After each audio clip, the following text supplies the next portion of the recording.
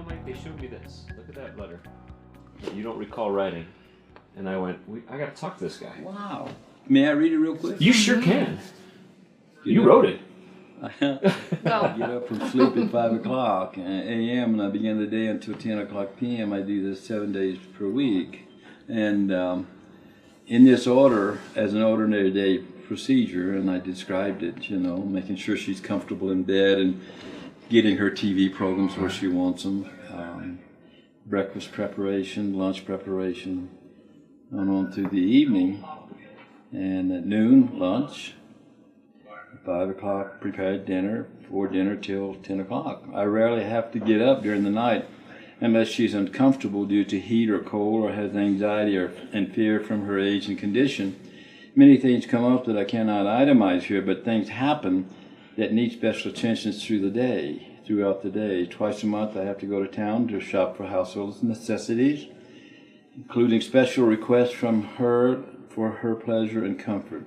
These trips take 4 hours to complete.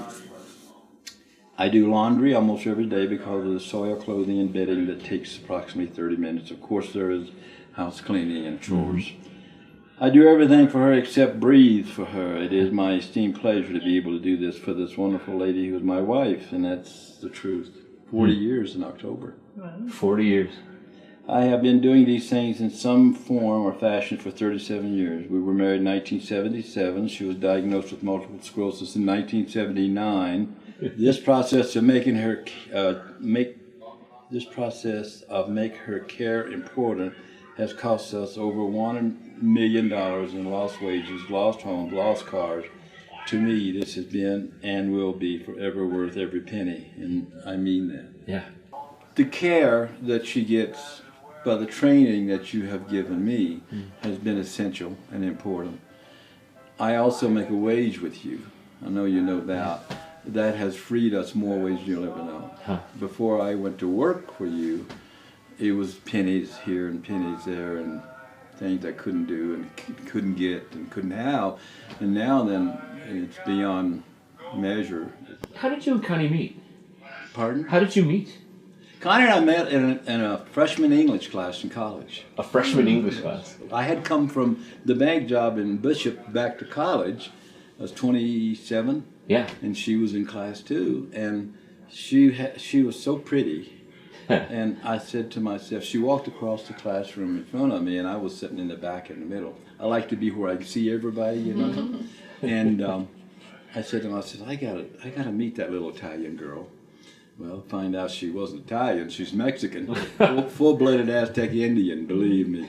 And yeah, she was telling us about how she got you on the food. Yes. And we became good friends. Now, I know every part of speech, and my grammar mechanics is excellent, but my composition sometimes needs help. Well, she's good at composition. She wouldn't know a noun from a verb. So we got together and helped each other, and we both got a B in the class. From that point on, so together, you're above average. Yes, alone, below. But we dated, fought, fussed, and loved and hated each other for 5 years. And she said one time to me, either we get married or I'm done, and I just set a date. And that's when it happened. When did you find out about her diagnosis? It was in 1979. 1979. And 2 years after we were married. And how did you and Connie work through that? Because that had to be a shock.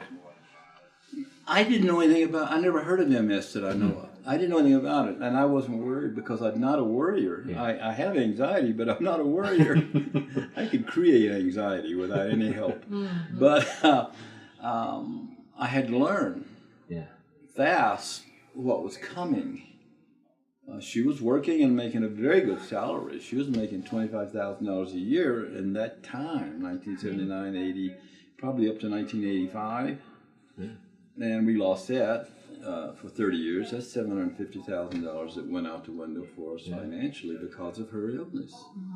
And lost a home because she had to quit, and I had payments that were bigger than I could take care of. I know the answer, but I want to hear you say it. What drives you every day to provide that kind of care? I mean, you said changing her, cleaning the house, doing basic daily activity. Mike, what motivates you? What drives you? Love. Yeah. I love my wife. I told her yesterday, I don't know where it came from, I love you more than anything here or in heaven.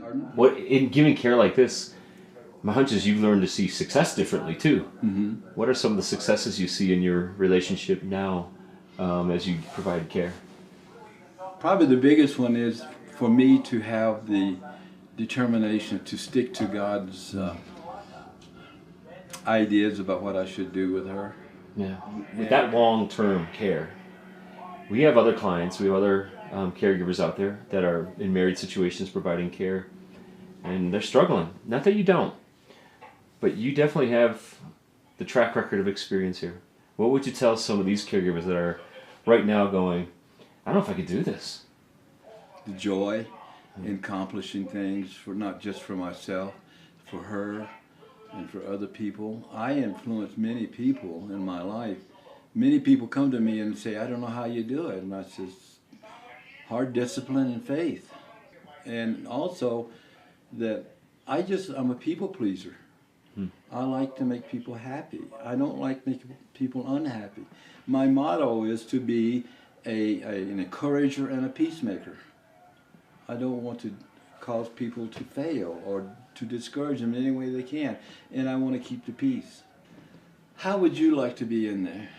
And some evil-minded or short-tempered or some uncaring person were taking care of you. How would you like to lie there and dread when they come in to feed you, dread when you come in to clean them or to make their bed, because you know that they're going to say something ugly, mean, or discouraging?